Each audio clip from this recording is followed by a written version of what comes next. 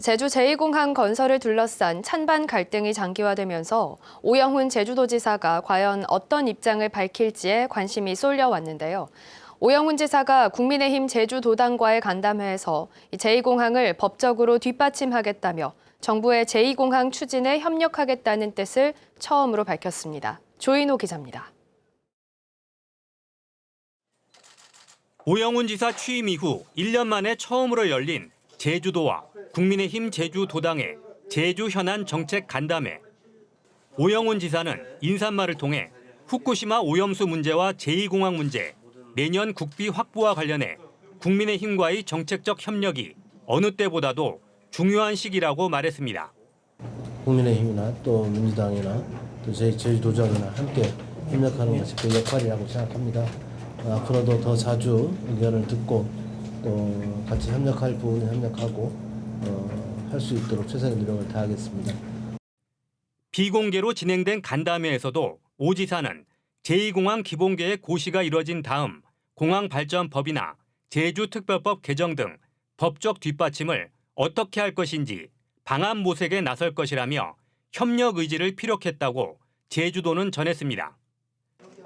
허용진 국민의힘 제주도당 위원장도 제2공항 문제를 가장 큰 현안으로 꼽았습니다. 허 위원장은 제2공항 찬반 갈등이 심화되고 있어 갈등 조정 관리에 심도 있는 노력을 도정 차원에서 기울여야 한다며 제주 인센티브를 담은 별도의 특별법을 제안했습니다. 소외되는 지역의 사람들 개발 계획이라든가 그 주민들이 발전 방향에 대해서는 우리 도정에서 좀 깊이 있게 고민해 줌으로써 갈등 관리에 좀 더 다가갈 수 있는 거 아닌가.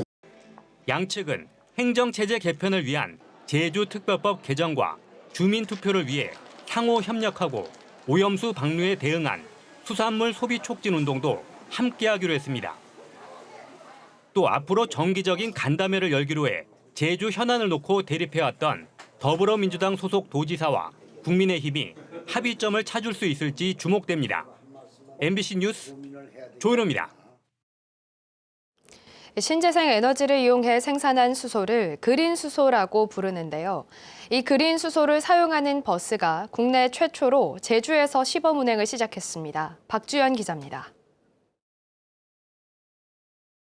바다를 배경으로 시원스럽게 달리는 버스들.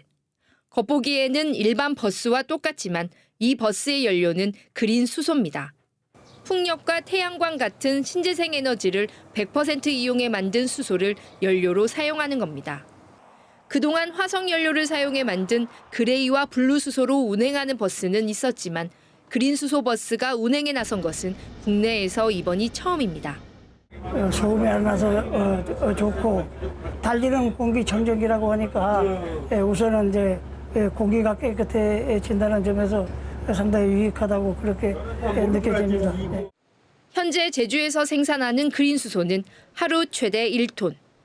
최근 가스안전공사의 검사에서 순도 99.99%를 인증받았습니다. 생산기지에서 만들어진 수소는 튜브 트레일러 4대를 통해 충전소로 옮겨집니다.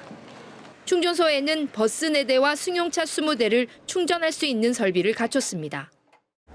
저희 도민들뿐만 아니라 또 제주를 찾는 관광객들에게도 제주의 미래를, 대한민국의 미래를 보여줄 수 있는로서 대단히 다행스럽게 생각하고요. 승객 없이 시범 운영 기간을 거치며 안전성 검사에 들어간 수소버스는 이르면 다음 달 본격적인 운행에 들어갑니다. 제주도는 함덕과 한라 수목원을 오가는 노선에 수소버스 9대를 투입해 실제 운행에 들어갈 계획입니다. 그러나 비싼 연료 가격은 여전히 풀어야 할 숙제입니다. 시범 운행을 마무리해야 정확한 가격이 산출되지만 화석연료를 사용하는 그레이 수소의 연비가 1km 운행에 615원으로 경유 버스보다 26% 비쌉니다. 그린 수소의 경우 생산 비용이 더 들어 가격도 50% 이상 높을 것으로 예상됩니다. 제주도의 최종 목표는 그레이 수소의 소비 가격까지 낮춘다는 전략적 목표를 저희들은 갖고 있고요.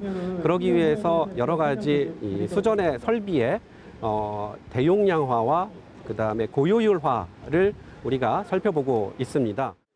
제주도는 그린 수소 생산 시설을 확대하고 장기적으로는 수소 트램까지 도입할 예정이어서 그 결과에 관심이 모아집니다. MBC 뉴스 박주연입니다. 제주에는 260개가 넘는 양돈장에서 매일 2,000톤이 넘는 축산 분뇨가 나오고 있는데요. 그동안 처리 시설이 부족해 불법 투기 등 문제가 끊이질 않았는데 이 분뇨를 바이오가스와 전기로 바꾸는 친환경 처리 시설이 가동에 들어갔습니다. 이소연 기자입니다. 건물들 주변으로 대형 탱크와 가스관들이 줄지어 서 있습니다. 가축 분뇨를 바이오가스와 전기로 바꾸는 공공 처리 시설입니다. 양돈장이 밀집해 있는 한림읍 일대에서만 하루 400톤 넘게 처리할 수 있습니다. 규정은 강화하는데 처리할 곳이 없었습니다, 사실상. 그래서 오늘 마침 제주시에서 공공 처리장을 이제 준공하게 돼서 농가들은 좀 한숨 놓은 것 같고요. 축산 분뇨를 싣고 분리 과정을 거친 뒤 부식과 발효를 통해 바이오가스를 만들고 이 가스를 발전기 에너지로 쓰는 친환경 방식입니다. 처리시설 가동에 필요한 전력의 절반 가까이를 자체 생산하고 있습니다. 발생하는 메탄가스를 가지고 여기 가스 발전기에서 전기를 생산해가지고 저희가 지금 1년 내내 저희가 여기 기계를 운영하는 데 있어가지고 전기 사용하는 데 참 도움이 많이 되고 있습니다. 제주시 가축분뇨 공공처리시설이 처음 지어진 건 지난 2005년. 2012년 한 차례 증설했지만 늘어나는 축산 분뇨를 감당하지 못해 11년 만에 처리 용량을 다시 2배 가까이 높였습니다. 처리 후 남은 찌꺼기는 화석 연료로 판매하고 음식물 폐수 처리도 가능해졌습니다. 검은색인 이 물은 음식물 폐수와 가축 분뇨를 섞어 놓은 건데요. 이곳에서 미생물 분해와 약품 처리 등을 거쳐 90일이 지나면 이처럼 맑은 물로 변해 하천으로 방류하게 됩니다. 시설 중축으로 하루 처리할 수 있는 축산 분뇨는 430톤. 여전히 양돈장에서 나오는 축산 분뇨의 20% 정도만 처리할 수 있는 수준입니다. 또 유일한 친환경 시설인데 청정 제주를 지키기 위해서는 추가 시설 확대 등이 필요해 보입니다. MBC 뉴스 이소연입니다. 서울 서희초교사 49제를 추모하는 구사 추모 문화제가 제주에서도 열렸습니다.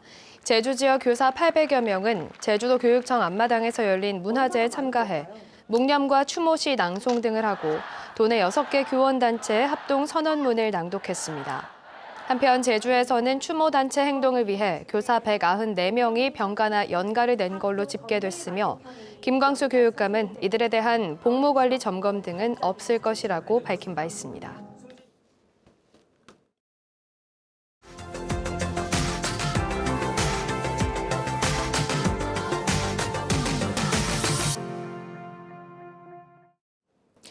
전남 해남군이 북일면 일대 고분군을 국가사적으로 지정하는 방안을 모색하고 있습니다.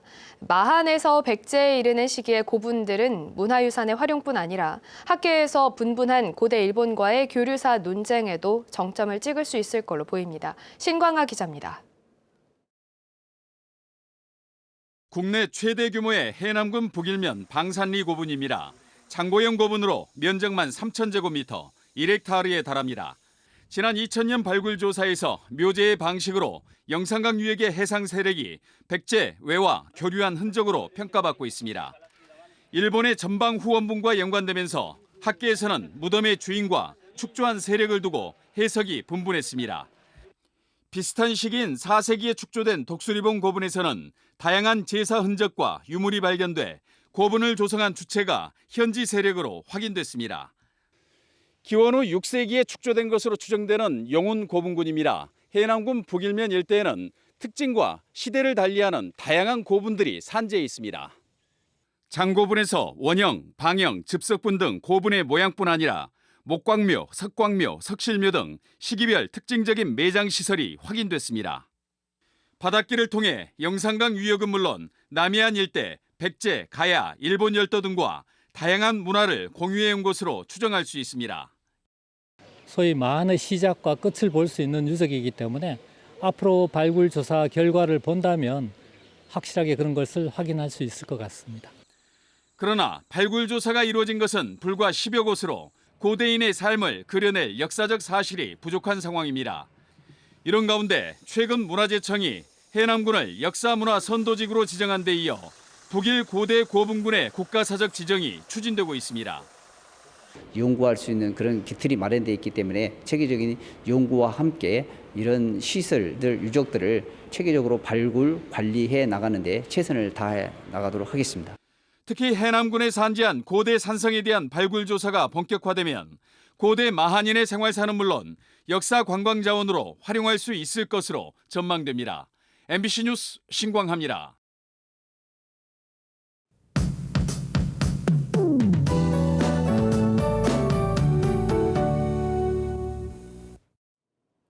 네, 오늘도 후텁지근하겠습니다. 현재 북부 지역은 먹구름이 잔뜩 껴있는데요.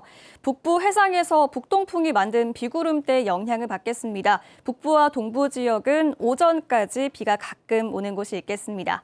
내일까지 늦더위가 이어질 텐데요. 폭염주의보가 발효 중인 해안 지역은 낮에 체감온도가 33도까지 오르겠고 그 밖의 지역도 31도까지 오르면서 덥겠습니다. 가벼운 옷차림 하시기 바랍니다.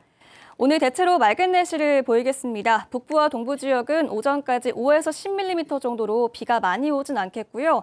또 바람도 점차 강해지겠습니다. 순간 풍속이 초속 15m 안팎으로 강하게 불 텐데요. 주변 점검도 잘해주시기 바랍니다. 아침 현재 기온 25도를 웃돌고 있습니다. 낮 최고 기온은 30도까지 오를 텐데요. 체감상 이보다 2, 3도가량 더 높겠습니다.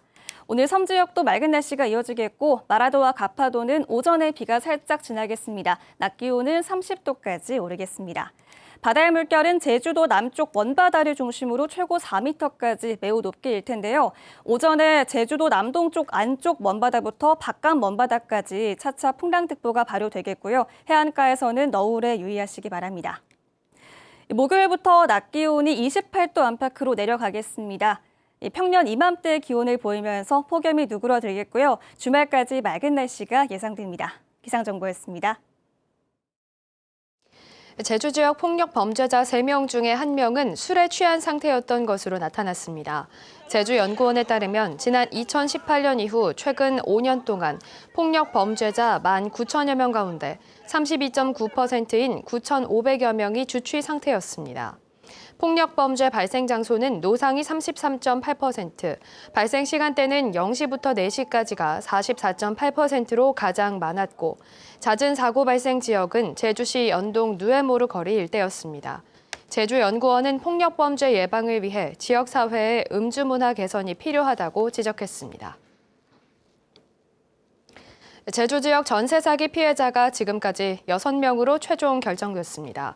제주도에 따르면 국토교통부 전세 사기 피해자 지원위원회가 제주에서 피해 신청을 한 10명을 심의한 결과 6명이 피해자로 결정됐고 피해 금액은 9억 원이었습니다. 지난 6월부터 지난달까지 제주에서는 45명이 전세 보증금 34억 8천만 원을 돌려받지 못했다며 피해 신청을 했고 현재 35명에 대해 피해 사실 조사가 이루어지고 있습니다. 제주도와 더불어민주당이 오는 7일 제주도청에서 예산정책협의회를 엽니다. 협의회에는 박광훈 민주당 원내대표와 김민석 정책위 의장, 서삼석 국회 예산결산특별위원장 등이 참석할 예정이지만 무기한 단식 투쟁 중인 이재명 대표는 불참할 것으로 알려졌습니다. 오영훈 제주도지사는 내년 정부 예산에서 제주 지역에 대한 국비 지원 확대와 함께 행정체제 개편 등 지역 현안에 대한 협조를 요청할 예정입니다. 한라산 구상나무를 대표하는 유전학적 기준 나무가 선정됩니다. 제주도 세계유산본부는 1920년 한라산 구상나무를 첫 신종 발표한 헨리 윌슨의 기록을 기준으로 후보목 10그루와 예비 후보목 5그루를 선발한 뒤 유전과 생태 전문가 등으로 구성된 선정위원회에서 올해 안에 기준목을 선정하겠다고 밝혔습니다. 기준목이 선정되면 표준 유전체 지도를 작성해 생물 주권과 유전 다양성 보전의 기반을 마련하고 세계인이 좋아하는 크리스마스 트리의 대표 이미지로 홍보할 예정입니다.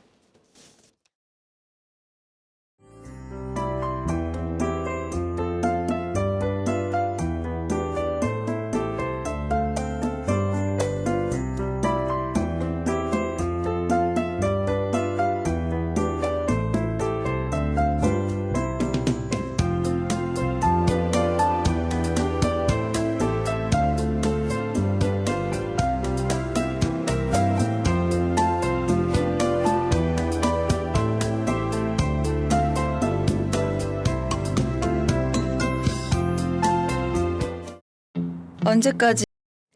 네, 뉴스투데이 제주를 마치겠습니다. 시청해주신 여러분 고맙습니다.